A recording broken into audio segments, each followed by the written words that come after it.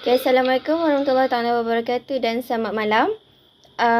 Pada malam ini saya akan menemui seorang penyelih tapak projek iaitu Encik Ammar bin Afandi.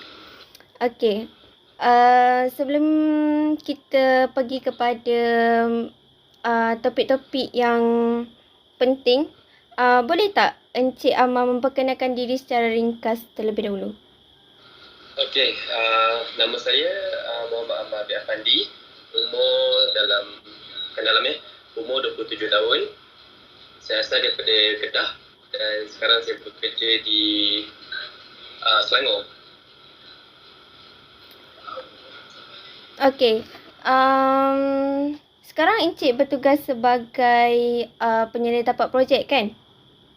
Ya betul. Okey. So, apa latar belakang pendidikan Encik yang membolehkan Encik bekerja sebagai penyelih tapak projek? Okey, latar belakang saya sebagai penyelih tapak projek adalah saya just ada diploma kejuruteraan dalam kuantiti surveyor. Saya belajar dekat Politeknik Sultan Abdul Halim Muazzam Shah, Polimas dekat Juruteraan Kedah. So saya get experience belajar kat situ lah.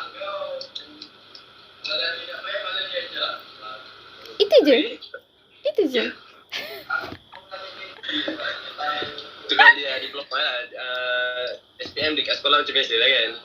Okey. So dekat diploma tu kena ada kata apa subjek major apa yang perlu untuk jadi site supervisor ni? Okey, saya punya kata apa? Jurusan pendidikan ni kalau ikutkan dia taklah tally sangat dengan sebagai penyelih tapak projek. Sebabkan saya belajar jurusan quantity surveyor iaitu ukur bahan. Tapi disebabkan dalam ukur bahan tu saya praktik perkara-perkara yang sama macam jurutera, macam arkitek juga, sebab saya kena tahu apa yang diorang buat untuk saya kira kuantiti apa yang diorang buat lah kan.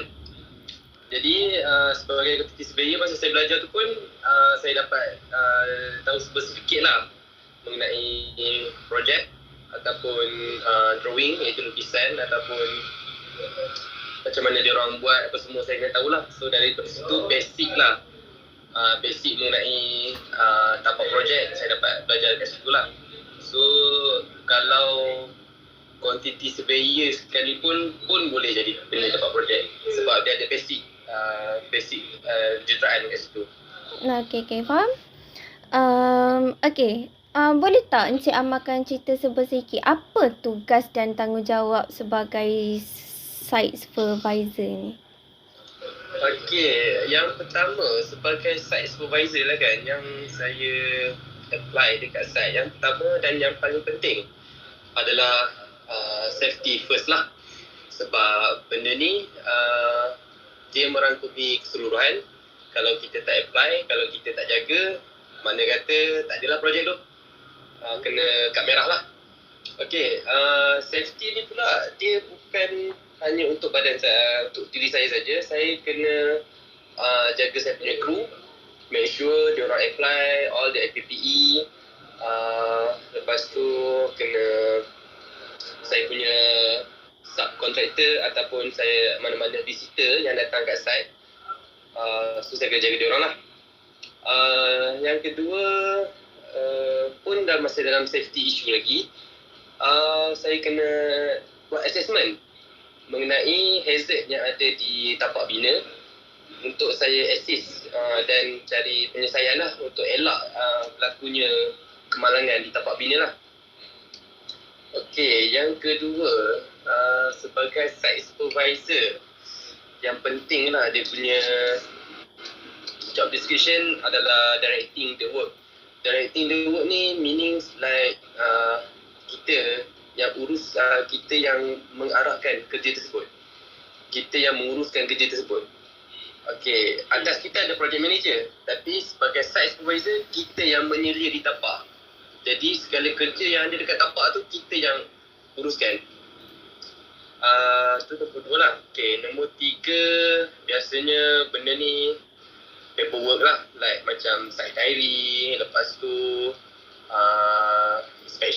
inspection punya paperwork, checklist, apa-apa bagai tu kan, untuk meluluskan projek apa semua, untuk melancarkan projek lah. Lagi sebagai site supervisor juga, dia kena ada panggil apa site discussion. Site discussion ni macam perbincangan on site bila ada masalah ataupun bila ada ketidaksefahaman ataupun ada masalah dalam lukisan ataupun dalam specification ataupun on site sendiri yang ada masalah. So kita kena ada, saya lah wakil daripada saya punya company untuk on site punya perbincangan, sama ada dengan saya punya klien ataupun dengan saya punya konsultan lah. Okey, lagi apa lagi job description. Satu lagi ni pun penting juga, bertanggungjawab ke atas apa yang terjadi kat site. So everything yang jadi dekat site, saya lah orang pertama yang akan bertanggungjawab. Faham? Itulah Okay. main description dia. So maknanya apa-apa semua yang dekat site, dekat tapak projek tu semuanya atas tanggungjawab Encik Amar lah kan? Ya, betul. Okay. So macam mana masa bekerja Encik Amar? Adakah dia ada macam dia fleksibel ataupun dia ada masa-masa tertentu dia? And cuti macam mana? Anggaran gaji korang macam mana? Ke dia ada macam tak ikut tahap pendidikan ke? Kalau diploma gaji dia macam rendah sikit ke? Walaupun ni yang sama ada macam tu. Okay, first saya dengar tadi pasal cuti. Ya. Tapi saya kerja pasal gaji dulu. Okay, gaji sebagai site supervisor ni, site supervisor gaji dia sebenarnya lumayan. Jujurlah cakap lumayan. Tapi based on experience lah. Kalau diploma starting dia mungkin rendah. Kalau degree starting mungkin tinggi. Tapi based on experience, kadang-kadang diploma ni bila dia lebih memahami how to handle site, how to handle everything on site, kadang-kadang yang diploma ni lagi tinggi daripada degree sebab kadang-kadang dia lagi cepat naik. So basic gaji lah kalau company saya dekat Jong, dia punya rate adalah rate urban lah, rate bandar. Jadi starting kalau cikai-cikai 2K tapi boleh pergi sampai 4.5K, 4,500 based on experience lah. Okay. Tapi sebagai penyelia ni experience dia lah yang mahal sebenarnya. Lepas tu tadi apa tanya? Cuti. Okay, waktu bekerja. Waktu bekerja on site biasanya kalau kita kerja dengan swasta. Dengan swasta, honestly construction work always 6 day per 7 day. So dia hanya cuti pada hari Ahad je. Dan waktu bekerja pula dia ikut tempat kerja dia, tapi yang based on paperwork pukul 8 lah starting. Dia bergantung pada site juga. Tak semua site start pukul 8, tapi paling lambat 8.30 lah. Tapi paling awal biasanya 8 sampai 5 ataupun 8.30 sampai 5.30. Tu je lah. Dia. Cuti umum macam biasa. Cuti umum ni dia bergantung dengan company sebenarnya. Macam saya punya company cuti umum ada, cuti weekend biasalah. Lepas tu cuti tahunan pun ada, tak ada masalah. Sebagai site supervisor kalau takut tak ada cuti tu salah sebenarnya. Faham? Okay. Yeah? Okay. So sepanjang Encik Amar bekerja sebagai site supervisor dah berapa lama? Sebagai site supervisor hampir 2 tahun. Hampir 2 tahun. So apa yang Encik Amar rasakan? Ada tak cabaran-cabaran dia sepanjang tempoh bekerja tu? Tempoh bekerja, dalam tempoh bekerja ni cabaran. Sebagai site supervisor ataupun sebagai kerja gitu lah. First sebagai site supervisor and then sebagai tugas korang lah. Okay, sebagai site supervisor, kalau dia punya cabaran biasanya nak bercakap dengan workers lah sebab dia orang kata apa, worker asing. Jadi you punya communication skill tu bukan communication skill A level masuk apa tu dalam web ke apa dapat band berapa semua tu kan. No. Communication skill ni cara kita fahamkan pekerja kita untuk diorang terima kita punya arahan ataupun macam mana diorang nak absorb kita punya arahan untuk jalankan kerja tu dan macam mana untuk jalankan kerja tu dan macam mana bila kerja tu siap nanti dia punya finish work apa. So communication skill lah paling mencabar sekali. So sepanjang saya bekerja, mula-mula tu agak kekok jugalah nak cakap dengan orang kan. So lama-lama dah tahu dah kena lebih banyak action daripada bercakap sebenarnya. Betul lah tu. Tu sebagai site supervisor lah. Okay, kalau sebagai cabaran saya punya kerja adalah sebab saya punya company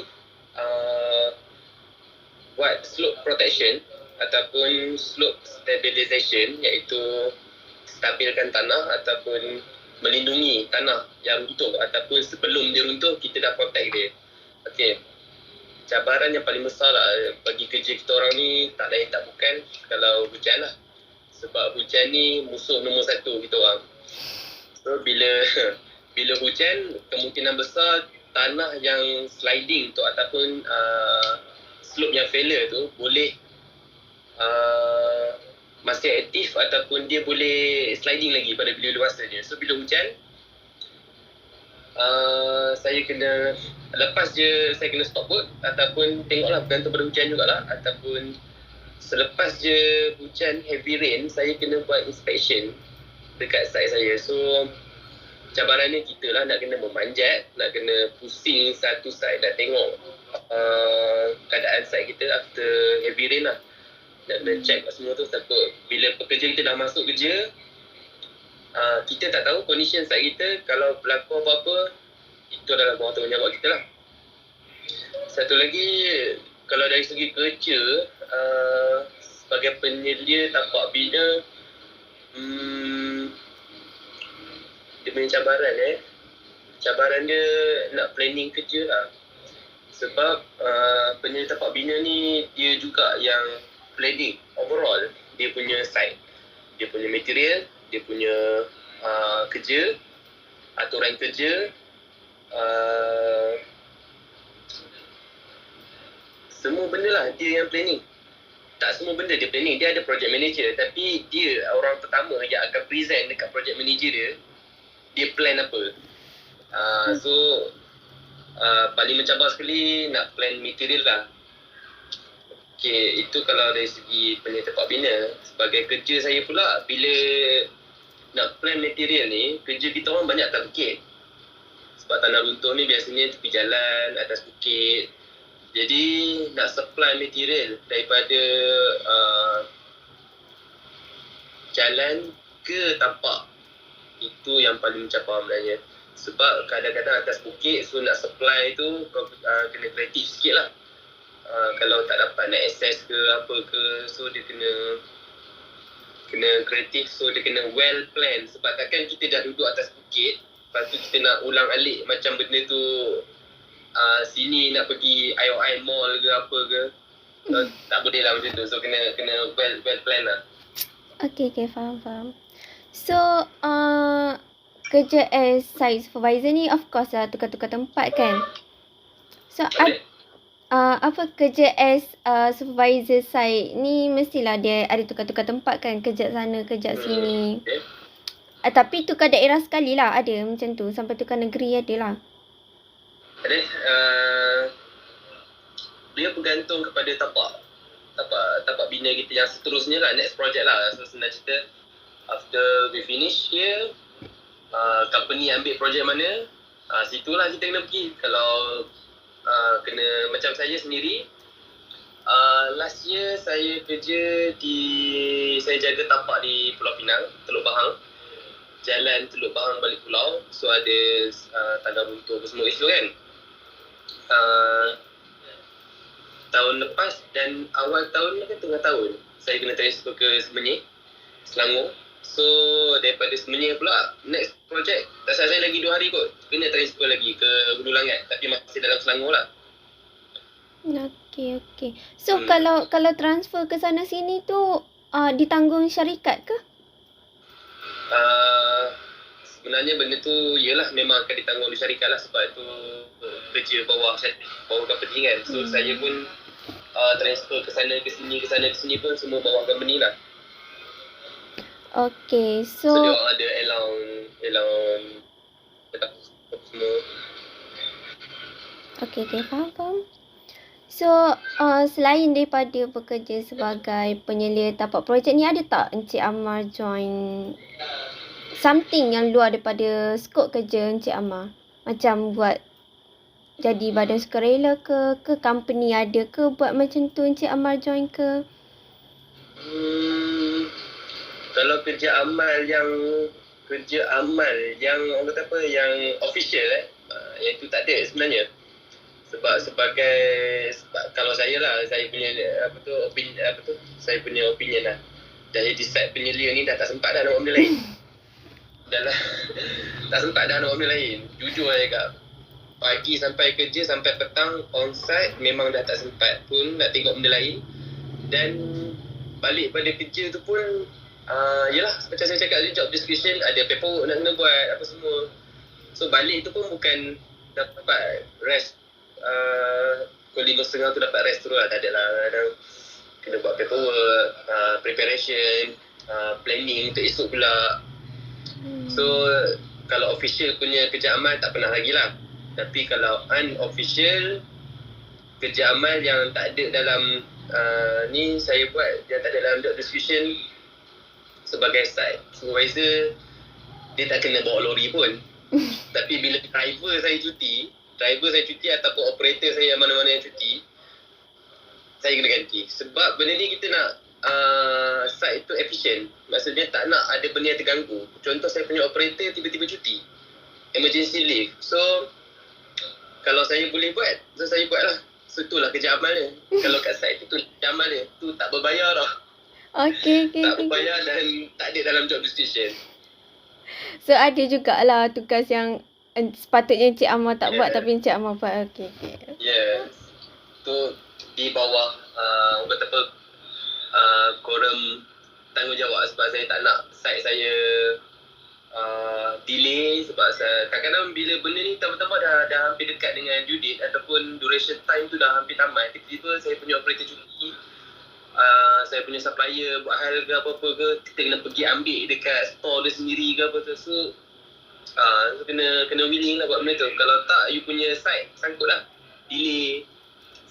Satu lagi, sebagai site supervisor ni dia kena jaga dia punya time duration project. Sebab apa, kalau situlah dia punya expensive gaji dia tu.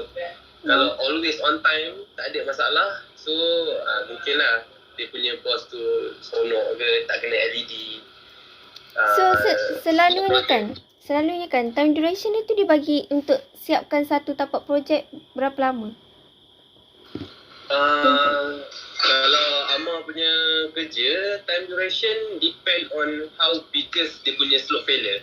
Kalau slope failure dia lagi besar, time duration dia pun lagi lama. Sebab benda tu logik lah kan. Benda kecil sekejap, bila benda besar lagi lama lah kan. Tapi kalau sepanjang experience saya dengan company saya, paling cepat 3 bulan, no. Ada 1 bulan lebih time duration. Itu emergency project. Because kalau tak dapat siap dalam 1 bulan tu, satu Pening tak dapat supply elektrik kot.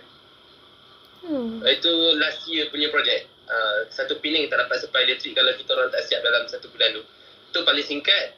Medium 3 bulan. Experience paling lama 6 month lah. 6 bulan. Project. Faham? Okey. Hmm. Okey, so saya rasa tak ada apa-apa dah soalan yang saya nak tanyakan kepada Encik Amal. Encik Amal ada apa-apa ke nak tambah ke dah tak ada? Kalau nak tambah saya ada advice kepada siapa-siapa ataupun ada yang berminat apa nak tahu dengan lebih lanjut kena site supervisor punya apa ciri-ciri dia kan.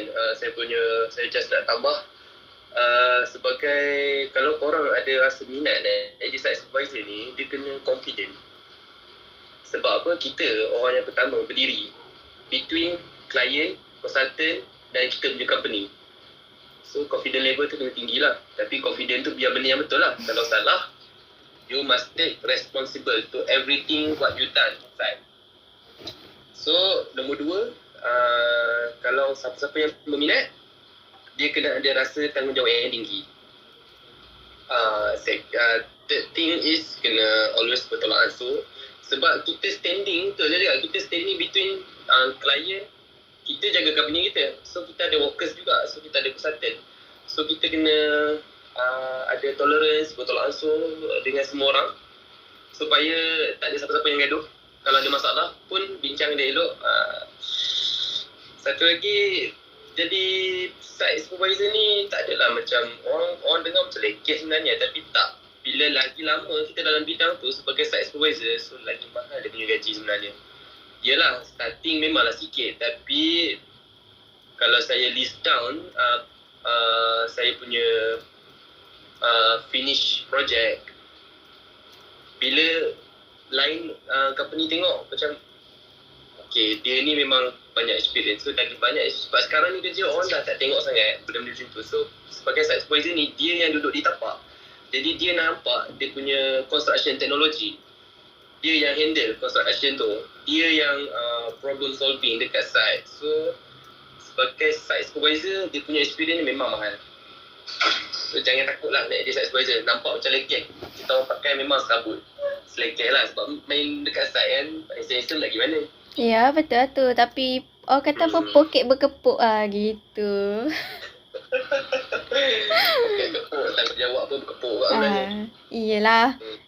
Dia selaras lah dengan gaji, ya, dengan tanggungjawab macam tu. Okay. So sebelum saya mengakhiri temu bual malam ni, saya ingin mengucapkan jutaan terima kasih kepada Encik Amal kerana sudi meluangkan masa. Dan jumpalah lain kali kalau ada rezeki. Okay. Yeah.